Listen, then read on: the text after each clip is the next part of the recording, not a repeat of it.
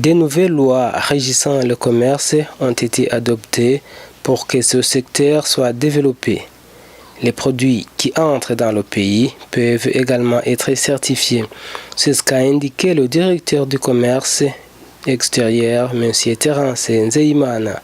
Il a également fait savoir que les commerçants ambulants seront aussi protégés par de nouvelles lois.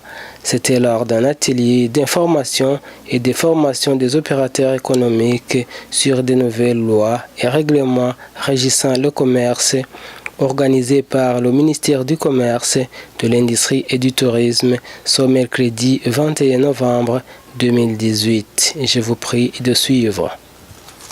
Comme vous le savez, aucun texte n'est parfait.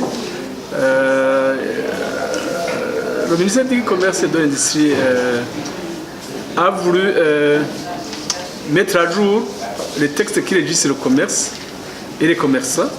C'est pourquoi ces textes-là ont été changés pour être adaptés à la situation du moment, pour répondre aux problèmes du moment, ainsi que se référer aux lois usuelles dans la sous-région, comme l'EAC, comme le COMESA.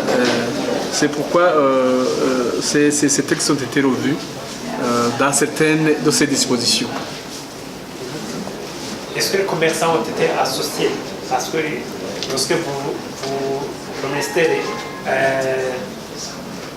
organise ou prévoit un texte de loi, alors que les conseillers ne sont pas du tout associés, est-ce qu'ils ont été associés pour pouvoir collecter des doléances? Pour le cas précis du code de commerce et du code de société, les opérateurs économiques de tous bords ont été associés. Au moment de la validation de ce texte, avant que ce texte soit transmis à l'autorité hiérarchique, ils ont été associés. Peut-être ce sont des représentants, tous les commerçants n'ont pas été associés, mais les représentants, à travers la Chambre de commerce, ont été associés. Et comment allez-vous procéder pour pouvoir élargir en ce qui concerne ces nouveaux textes de loi? Parce qu'il y en a ceux qui travaillent à l'intérieur du pays, et il y en a plein de commerçants. Ceux qui le représentent sont ici peut-être. Comment allez-vous procéder ou travailler dans les bases? Nous allons organiser des ateliers à travers tout le pays.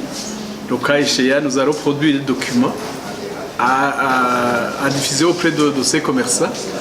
Et ce qui est difficile, c'est le faire en même temps dans tous les coins du pays. Mais quand même, ça, aujourd'hui, on est à Bujumbura. Demain, on sera ailleurs et nous allons continuer à le faire. Et ensuite, concernant les textes de loi, je crois qu'ils sont écrits en France. Est-ce qu'ils sont à mesure de les comprendre? Oui, non. Nous avons une promesse d'envoyer. On va traduire ces textes en kirundi et même en anglais pour que même les non-burundais puissent comprendre le contenu de ces textes. Qu'en est des commerçants ambulants par rapport à ces lois? Le commerçant ambulant, non, il y a des textes d'application. Le commerce ambulant a été tenu en modération dans le code de commerce. Il y a une disposition qui est là. On a produit 3 textes, 3 ordonnances ministérielles d'application. Un qui indique comment devenir le commerçant ambulant.